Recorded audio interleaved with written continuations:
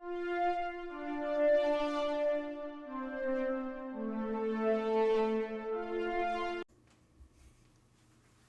are happy to announce that this episode of the SWW show is partially brought to you by Humble Bundle. Well, not really. We are part of the Humble Bundle referral program, and we just wanted to say that if you like really cheap games and maybe helping charity pending the Humble thing going on, all you have to do is go to humblebundle.com/partner equals SWW. That's right, humblebundle.com/partner equals SWW. And you just do your normal stuff, and it just kind of helps us get a couple bucks here and there. Maybe it helps AJ get his lights, maybe it's Mike camera, maybe we actually pay Corey for helping us out. But again, if you're going to go buy games anyway, it might be worth checking out. And really, the very moment I could program anything, I wanted to make games. I've been playing games since I was a little kid. I love games. So I just started by doing, and that was about 12 years ago. I learned to code and learned to make games. Started in C++, worked with SDL, and then eventually migrated over to Unity, which is a little bit easier to get into. And worked on several games sort of in my free time for many years. Got pretty far on a bunch of them, but never kind of took one all the way to fruition until Final Factory, which I started back in 2018. And the inspiration for Final Factory was Factorio, which people who are familiar with the factory genre will definitely know. It's kind of like the genre-defining game for automation games in general. And it's probably my favorite game of all time. Inherently, Factorio was going to have to come up, I'm pretty sure, in these discussions, because I think it's pretty hard to at least talk about like games like this without at least mentioning Factorio or like stuff like just because it's hard to not mention the people who kind of define the genre. Absolutely. And they really set the bar high too. I mean, Factorio is a game that performs better than any other piece of software that I'm aware of, and has fewer bugs than any other piece of software I'm aware of. They're just incredible developers. So it's definitely big footsteps to follow in, but I just loved the game, loved the genre, and was deeply inspired to go down that route. And it felt like a game that, because I love the genre so much, it also felt achievable to me. I'd worked on some games that were like, big space MMO type games that were, sort of pie in the sky. And so I really wanted to land on something that I felt like I could finish. Now, factory games are really complicated and huge, so it ended up being way, way harder than I ever could have thought possible at the start. But I'm really glad I did it, because we're almost at the end here. At least the end insofar as releasing it into early access. I plan on working on it for many years to come, hopefully. So the end's a relative term for sure. Yeah. On that one. So as you said, then, so are you acting as a solo developer on this, or do you have a small team kind of backing you? So I worked on the game solo for about 5 years until early last year, when a good friend of mine, Ches, he joined the development team part-time. So he works here and there a few hours a week, depending on his family and work. He has a sort of regular job, so depending on his time commitments, he'll help out. He worked on the tutorial, did a fantastic job on it.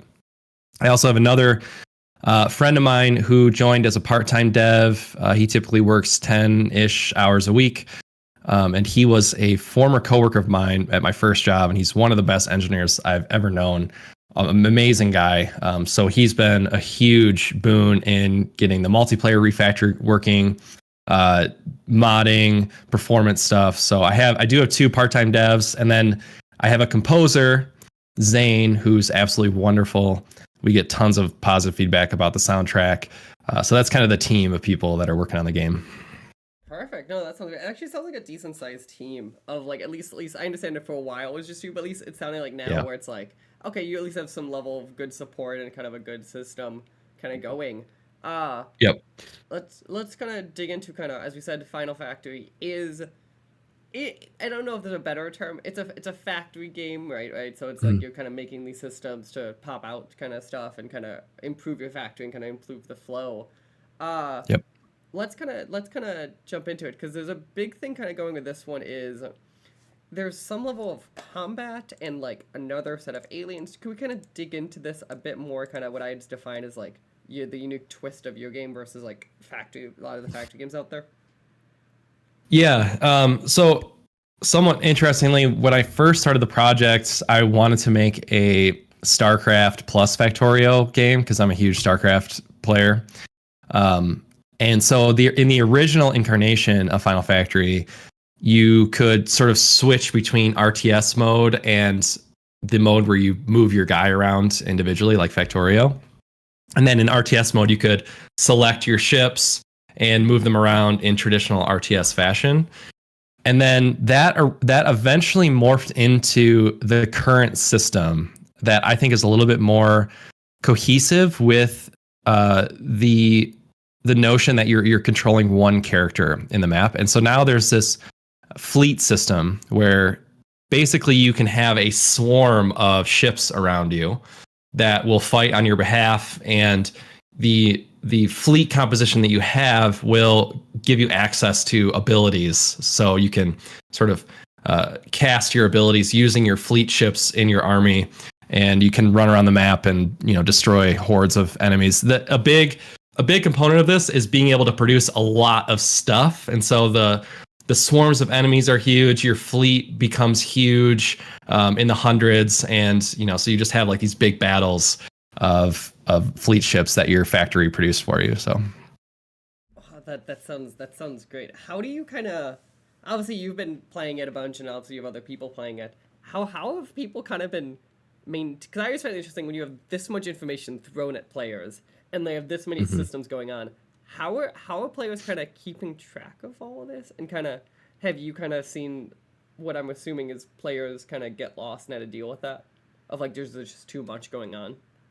Yeah, it's a huge game, and automation games at baseline are just very complicated systems. And the number one thing we found early on in playtesting is how important tutorialization is. So the tutorial that we have now is really the result of just so many hours of pouring through feedback, understanding what people are struggling with, and talking, designing to figure out what is the best way to communicate things to players and help them get a footing in the game. And so after we really kind of harden the tutorial more, not that it's complete, we still have plans for it, but at this point, we have seen a variety of players go through, hundreds of players, thousands even really, especially after the demo, go through the tutorial, and the tutorial will, first teach you how to move around, use your abilities, craft, like it will point out that you have a fleet, and then it throws you into the factory game, and it just kind of builds up piece by piece all the little fundamental components of the game. And we found that over a wide variety of players, people who have played a ton of Factorio, and then we also have some brand new people to the factory genre come in, and they say, we've had a lot of good feedback of people saying the tutorial was great, it helps me understand the game. And so the tutorial is a huge part of that. The other part is mostly around UX, figuring out how do we communicate things to the player naturally without a tutorial. Actually, I'm just about to release a patch that when you're holding an item to like place it in the world, it shows valid connection points to other stations. So there's been some feedback. That is one of the perfect example of like intuitive feedback that I feel like probably would never come up without testing. Just to be realistic. Yeah. Oh yeah, testing is huge. I mean, you have a lot of, before testing, I had a lot of ideas that were maybe a little bit too pie in the sky and needed to be tested against people actually playing the game to see if they actually work. I just really can't overstate how important playtesting is. I don't know if other game devs listen to this podcast, but man, one of my biggest pieces of advice is to get your game out there early. Try to build a little community of people that are interested in your game and who will play the game and give you feedback on the game. That doesn't mean you should listen to everything everyone says, but you can definitely get like a sense of some of the pain points that people are experiencing. And of course, people reporting bugs and crashes is probably the most important thing. And you just won't be able to do that without having a really good playtesting base. So I'm actually curious how you handle it. So playtesting, I completely agree on the points of it. The problem logistically of it is, and obviously Discord's feature tools made it easier, is getting a nice variety of playtesters. Of how do you handle, like, I'm assuming you have a bunch of people who have played this game now a bunch, and how do you handle their feedback versus like a new playtester feedback?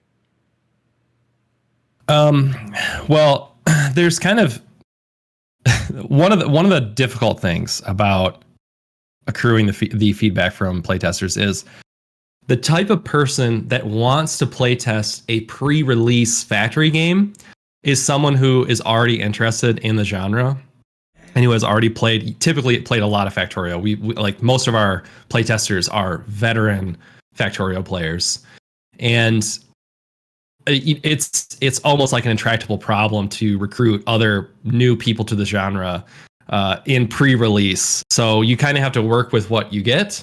I will say that their feedback is incredibly valuable because it is really good to hear feedback from people who are in the genre and who have deep knowledge of the genre and have expectations in the genre. So you kind of design the game in a way that is, that people love, who are in the genre.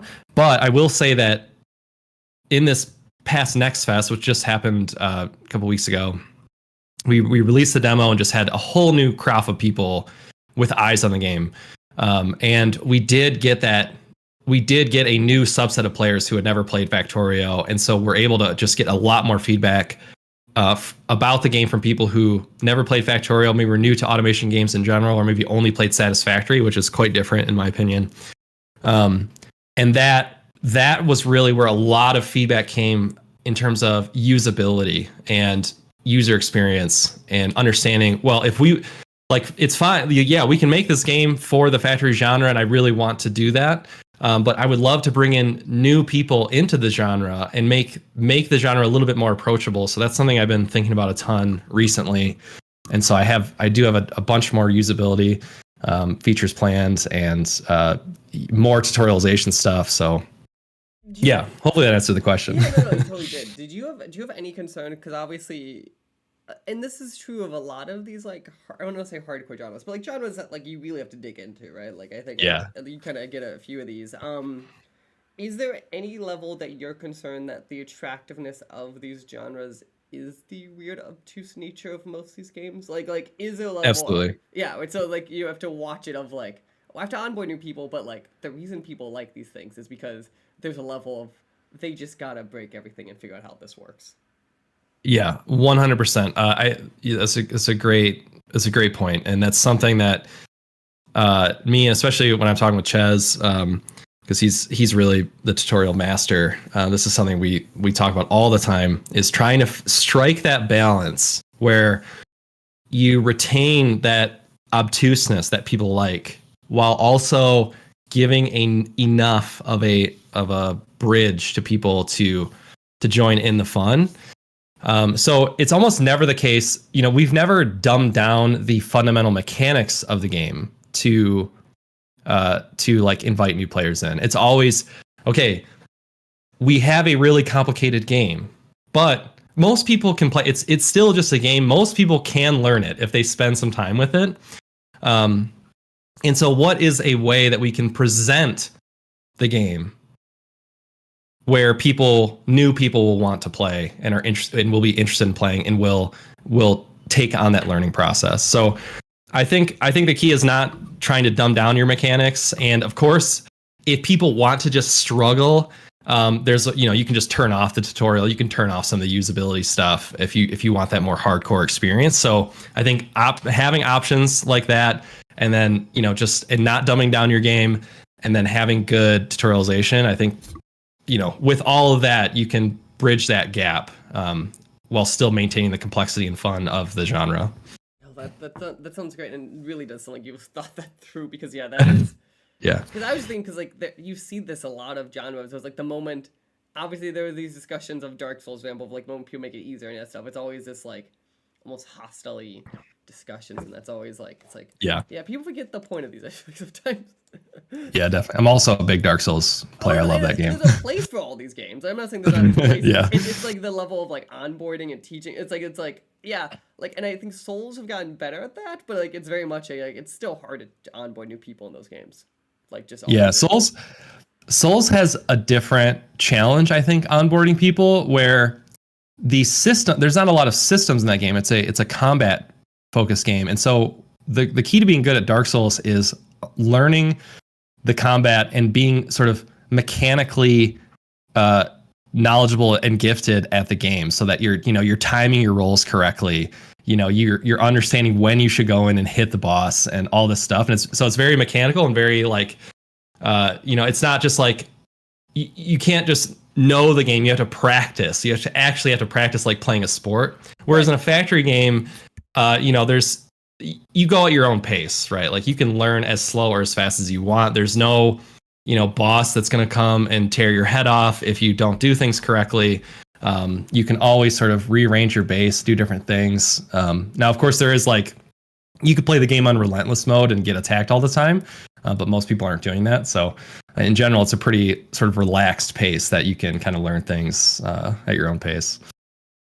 No, that's good. Also, it does like sound like a good comparison to me. I always think of like, I like strategy games, but I'm never like good enough at them, and I always like aim towards like the turn-based versus the RTS side for that exact reason of the like, I can learn these systems, but I just don't want to have to deal with the reflux of like learning the systems in 0.2 seconds. Like, right, you gotta have the reaction time, the twitch reflexes. It's a whole other ball game than something like a factory game. So we've kind of touched around it. One of the things I'm curious. So obviously, as we said, this is factory building game. So you are building stuff. You're kind of building these tools to kind of let stuff be built.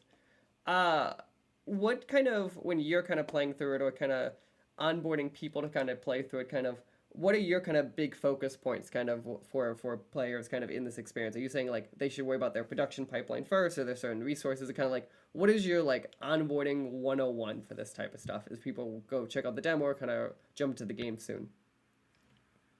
Well, so we there's sort of different phases in the game. There's, early game needs to be a certain way that sort of lets people glide into the game in a way where, suddenly they have a little factory going and they're excited about their factory and they want to keep going.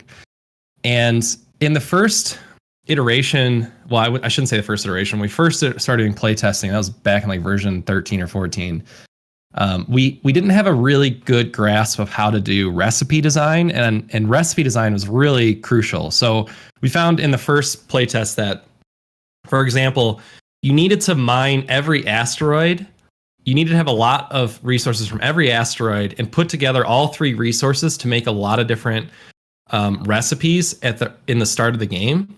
And we found that to be like really cumbersome in the beginning, because you don't have a big factory to start, obviously, and you don't have a lot of infrastructure. And so asking the player, and you don't have a lot of understanding of the game, so asking the player to mine all the different resources and combine them in a bunch of different ways right off the bat was a sticking point for people. People would bounce off the game. And so one thing we did was sort of fine tune that early game recipe experience so that,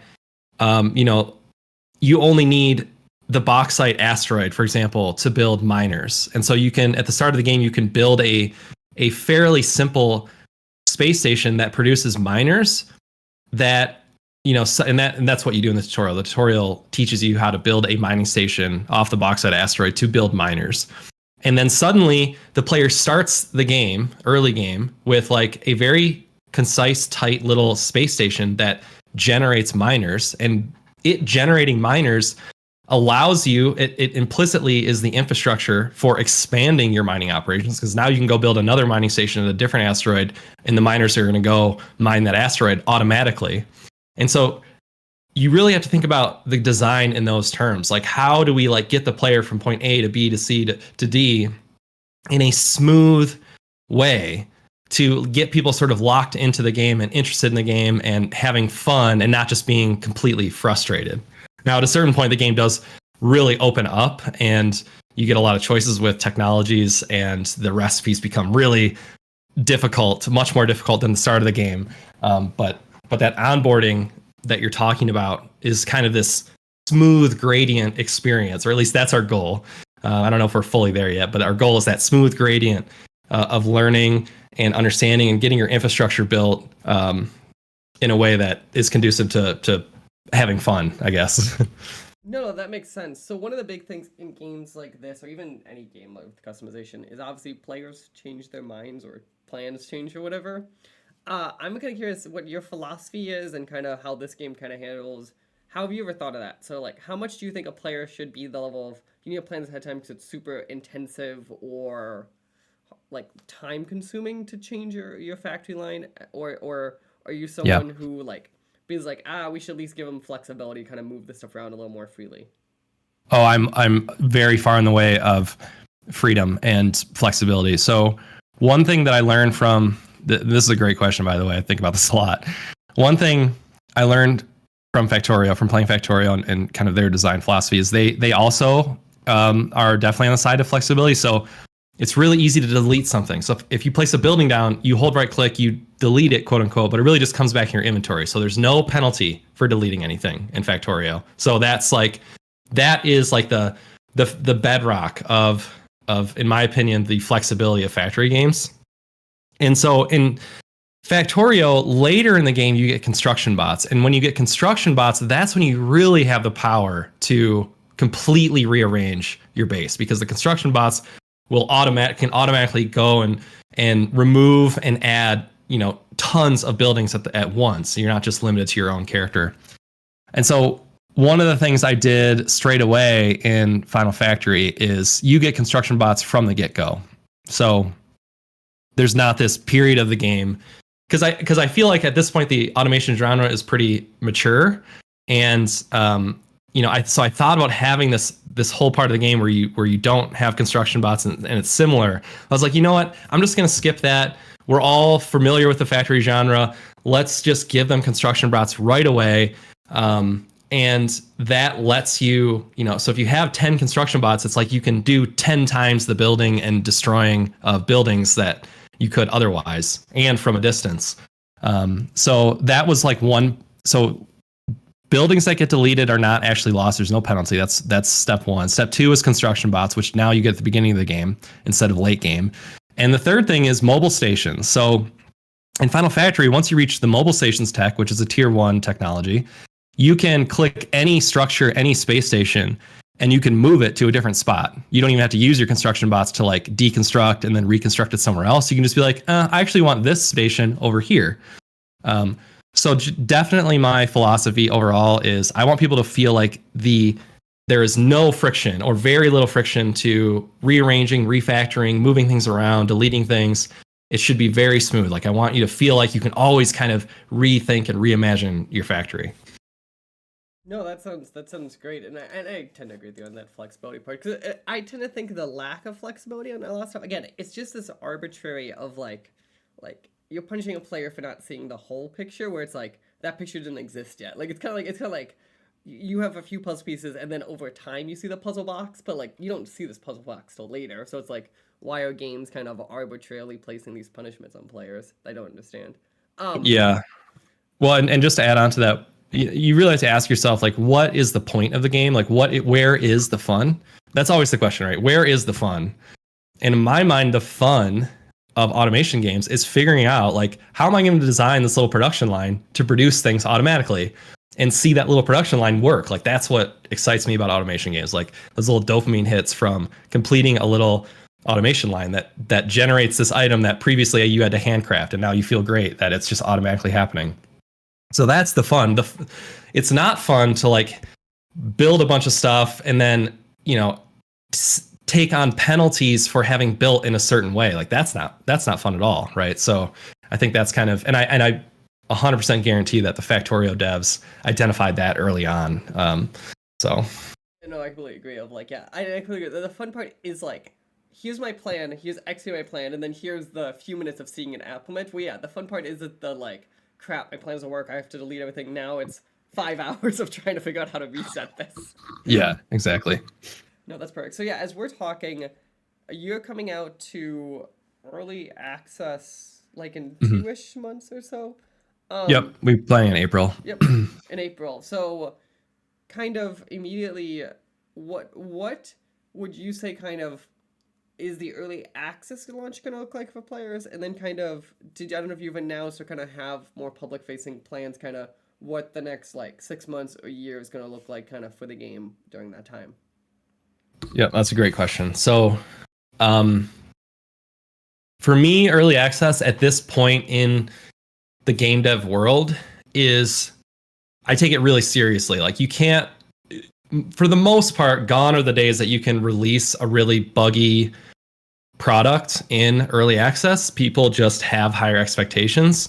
Some people can get away with it. I mean, Kerbal Space Program 2, KSB is one of my favorite games also, but the sequel came out in early access, and they had tons of bugs, was missing tons of features, and people were pretty mad about it, but they've done a really good job updating the game since then. But I think if you're, and people have returned to that game, I think it's doing much better now. But if you're a no-name indie dev, I think it's really important to come out in early access with a very solid product, a very solid game. And so for me, Final Factory is at a place where it is, I mean, it's a huge game. We have people that have hundreds of hours in the game. Like, a full, complete campaign will take you 50 hours, or so, depending on your level of experience, plus or minus. And that's just one campaign. People typically play a bunch of saves until they figure stuff out, and they restart and they do different things. So the game is huge already. There's tons of content. Stability is really important. So it's already like pretty stable. People aren't crashing all the time. There's not like a bunch of game breaking bugs. I myself have been playing on stream for Next Fest. I have a save that's been going for, I don't know, 12 hours or so now. And, I've had no crashes, no major bugs or anything. And our playtesters have had a similar experience. We had a bunch of people stream the game. And so stability is really important. Content is really important. So the game is big. It's a big, complete game in a lot of ways. So what is early access then? For me, to make Final Factory complete, it needs multiplayer. So multiplayer is going to come. We've been working very hard on multiplayer. It's a big project. It's a very difficult problem set. But multiplayer is the key. So we're going to try to get an MVP multiplayer out, a couple months after release, likely. And then we have a couple more content related items. So we're revamping the heat puzzle in the game, which will change things a lot.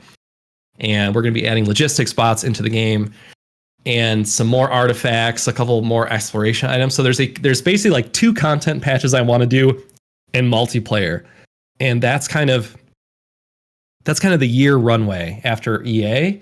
And if we can get those things done, then that's going to be 1.0 for me. I don't really plan on staying in early access for years and years. I don't really see the point at this point.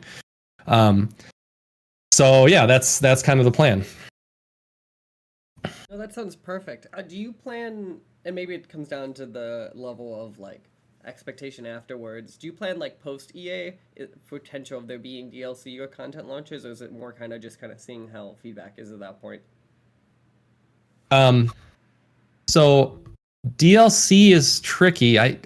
My vision right now is to update the game for free for as long as the game is making money, which is kind of the model that all of my favorite games follow. Terraria is a great example. Minecraft, Factorio itself, although Factorio, I think they are doing a DLC this summer. I don't think it's a free content update, but don't quote me on that.